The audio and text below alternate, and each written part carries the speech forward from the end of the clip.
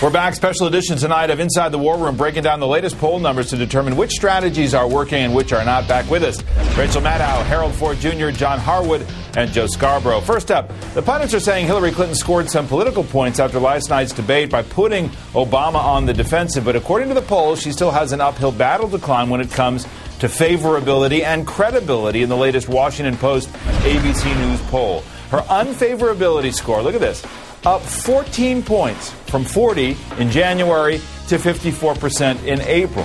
Obama's also jumped up, but by a lesser margin, from 30% in January, 39% in April. John Harwood, what does it tell you?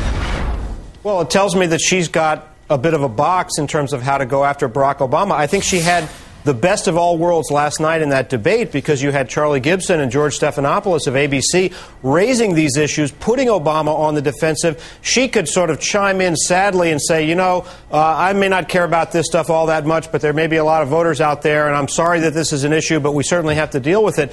That's exactly what she wants, because every time she goes aggressively on the attack herself, her negatives go up. And by the way, there was a lot of criticism of Stephanopoulos and Charlie for raising supposedly irrelevant issues. I think that is complete baloney. They were legitimate issues. Barack Obama is going to have to deal with this stuff if he's the Democratic nominee. And from a Democratic point of view, if you're a Democratic strategist, better now than in October. Rachel, what's the deal here? I mean, is there a gender aspect to this, that she gets more negative ratings if she goes on the attack? Why can't she effectively attack him? Well, I think she is effectively attacking him. Getting his negatives up by 9 points is no mean feat, it has to be said. And honestly, with due respect to John, I think that there's nothing about the fact that this slime is being discussed now in the Democratic debate that means it won't be discussed later. Everything that's being thrown at Barack Obama right now has been out there. It's just a question of how much he's going to have to deal with it. Look, I mean, Democrats have two things they could have expected from this extended nominating contest. They could have expected either we're going to start the general election campaign and get the slime and the insinuation and the personal stuff out there now, so we have to deal with it for 6 months instead of 2. Or they could have expected that this is going to be a debate that's about what the Democrats competing over how best to identify a Democratic alternative to the Republican politics the country's had for the last 8 years. Why is it slime?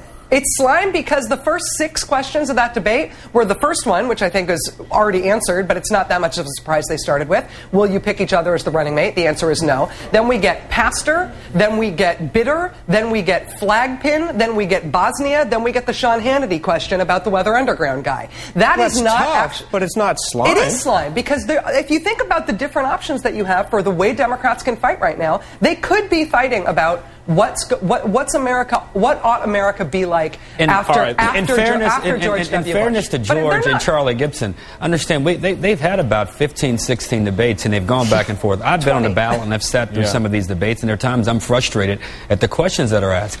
The reality, though, is neither of these candidates, once one will emerge as a nominee, will be able to avoid these tough, uncomfortable, and frankly, at times, insensitive questions. And look, I think it's appropriate. Let's be clear. Let me move on to something.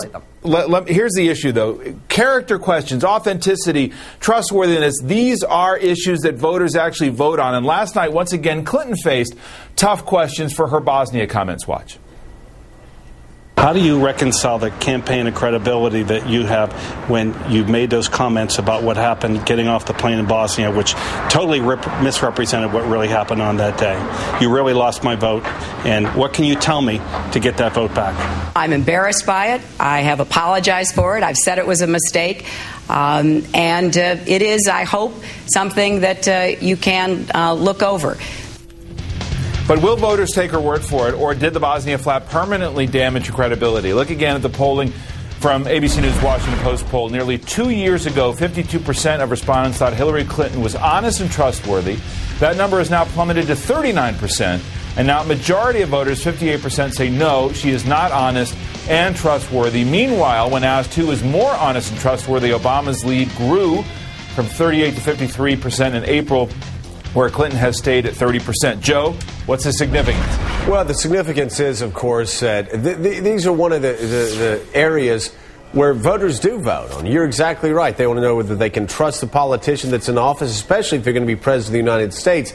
And it's something that once you get behind the 8 ball there, it is hard to get out from behind it. You look at Ronald Reagan in late 1986.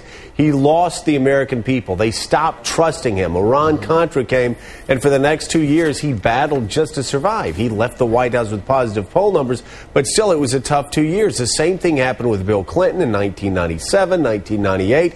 Once you go down in this category, it is very hard to rehabilitate yourself, and that can have a real impact, especially in a primary election where there's not a lot of great differences on policy. When it gets personal, this is a number that you want to have high. You want to be high on leadership, and you want to be high on trustworthiness. She's not right now. Let me jump in for a second. I want to go on to this final point here in the polling, and that is talk about end game. You look ahead to Indiana and North Carolina primaries. Latest LA Times Bloomberg poll shows Obama ahead of Clinton in Indiana. Obama 40% and Clinton trailing by 5 points at 35%. Look at North Carolina. Obama well ahead of Clinton with 47%. Clinton trails by double digits at 34%, with over 15% of voters undecided in both states. Still the question of whether it's anybody's game. Harold, it just shows you that the stakes are so high for Clinton. She needs a real game changer out of a debate like this to really shift the numbers here. Both of them now have to focus squarely on Pennsylvania. If she enjoys a 12, 13, 14-point advantage there and a win on next week, or if Barack is able to close that to 6 or 7 points, that will influence those states going forward.